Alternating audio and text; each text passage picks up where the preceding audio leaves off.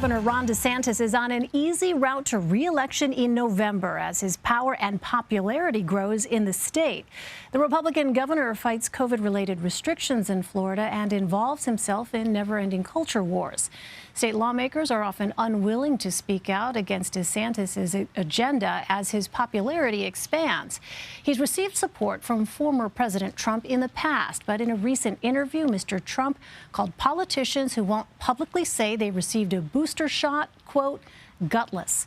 That was an apparent jab at DeSantis, who has refused to reveal his vaccination status.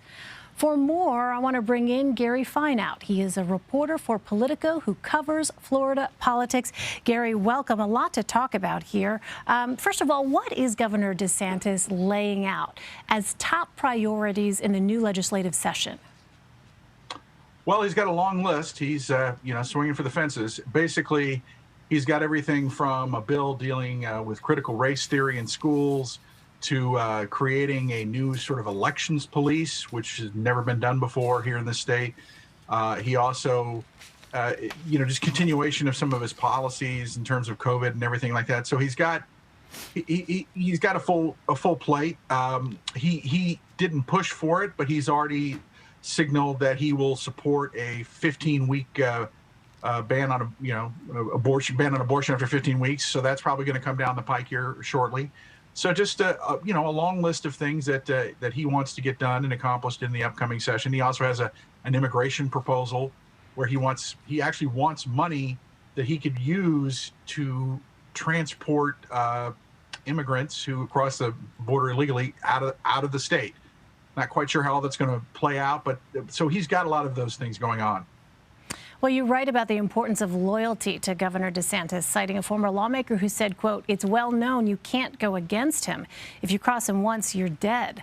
How has that demand for loyalty impacted his governance? Well, I mean, what you have to understand is he has become more and more popular over the course of the pandemic, and he came into office on a very slim margin. It was, I believe, only 50,000 votes. Separated, no, actually 30,000, I'm sorry, check that, 30,000 votes that he won the election by. And so when he first started his governorship, he was he veered a little bit to the center. But then when the pandemic happened and everything that's come out since then, he has swung back to the right. And he's basically, as that's happened, his national profile has ascended. And meanwhile, the Democrats are in a bit of disarray in this state. So he basically is heading into a re-election year with a lot of money. He's got like over $70 million in the bank, and he's above water. Now, let's be clear that Florida is a state that's trending red. It's trending Republican. Obviously, Trump took this state, but there's still a fair amount of Democrats. But you're at the territory where you're looking at he possibly could win 3 to 4 to 5% margin of victory, which in Florida is a big deal. Well, former President Trump's endorsement and support of Governor DeSantis pushed him over the line in a competitive primary. How has the governor's relationship, though, with the former president changed since then? Well, I think when Trump was in office, basically there was a lot of communication back and forth, and I think Trump even joked multiple times at his rallies how, oh, it's Ron on the phone again asking for something. And he was able to get a lot out of the president, and the president signed off on a lot of things that they wanted, everything from levels of hurricane relief to importation drug plan that's still sort of working its way through the system. But so there was a good relationship. Now, and what's interesting is that maybe people don't remember this, like when Trump was doing Operation Warp Speed at the end of 2020, DeSantis was up there at some of the roundtables. So they had a good relationship. And the situation is that Trump basically did get him across the finish line. I don't think anyone doubts the fact that if Trump hadn't endorsed him, he wouldn't have won the Republican primary. So then we flash forward to, well, where things are standing now. Well, where we see now is we see that DeSantis is sort of like, he's the number one choice for a lot of Republicans if Trump doesn't run. Mm-hmm. And what DeSantis has not done is DeSantis has not publicly said, well, I'm not going to run if Trump runs. I mean, we all anticipate that there's no way that DeSantis would run if Trump runs, but there hasn't been this public acknowledgement of that. And so now, as with the comments this week, I mean, they are what they are. I mean, clearly, the way he referenced it seemed fairly clear that it was aimed at DeSantis. But the question is that something serious, or is that just Trump sort of reminding everyone who the top dog is? You're raising a really interesting dynamic, because as you were speaking, I was reminded of that CPAC, if I'm remembering correctly. Please correct me if I'm wrong, but there was a CPAC Conservative Political Action Conference survey, right? This is what you're talking about, where it was actually, I think Ron DeSantis was the top choice if President Trump did not run again in 2024. And that got quite a bit of attention and political coverage, and is certainly the kind of thing that might get the attention of the former president.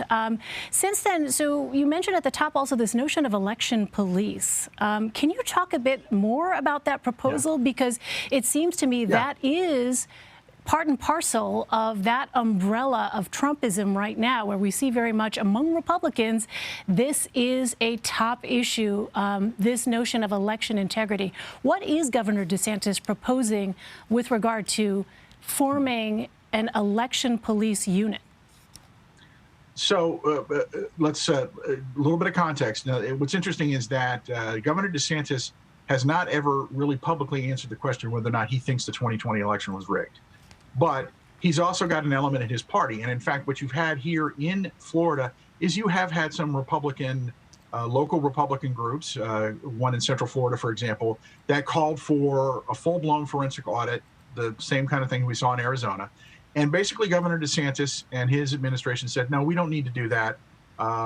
There are audits right after the election, so there's no need to have that kind of, intense process. So, but after he did that, though, he came forward and said, look, we're going to we want to create this election integrity unit in the Department of State.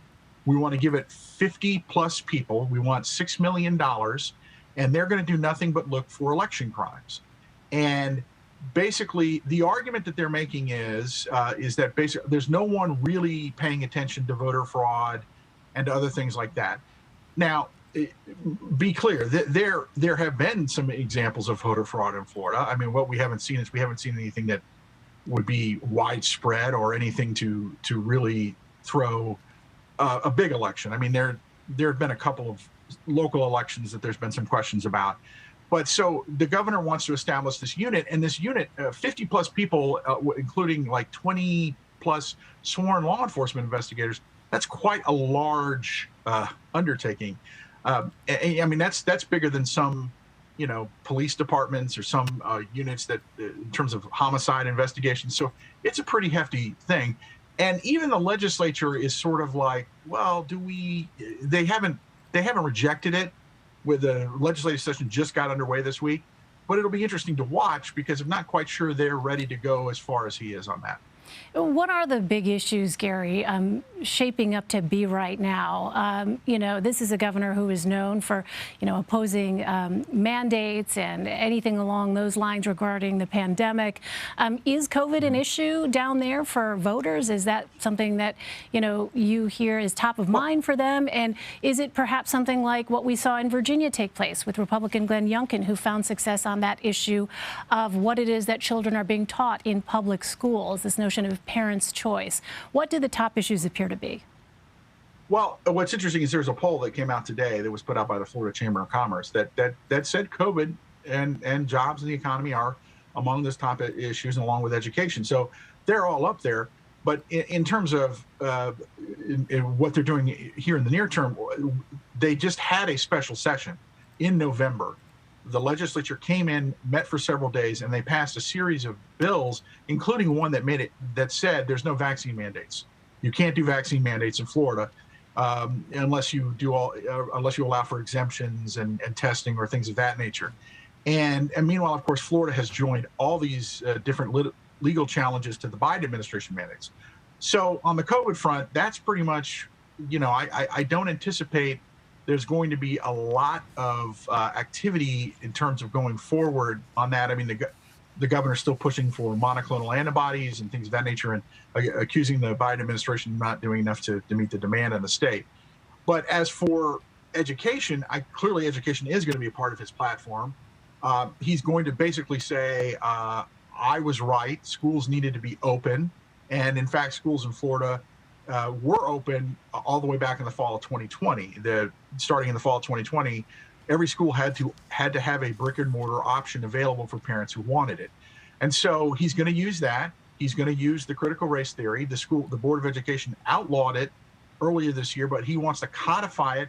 And more often, they want to put into law that a parent who finds evidence that a school district was using critical race theory inspired materials, or a school district was relying on CRT consultants, that they can sue the school district. So a cause of action. Wow. I mean, the dynamics shaping up in your state. I mean, it's always fascinating to watch what happens in Florida. But with Governor DeSantis and the way we have seen things develop here in recent months, it'll be really interesting to see how things resonate and how it is that voters actually respond to some of these proposals that you've just laid out. Gary Fineout. Gary, really good to have you on the program. Thanks very much. Thank you for having me.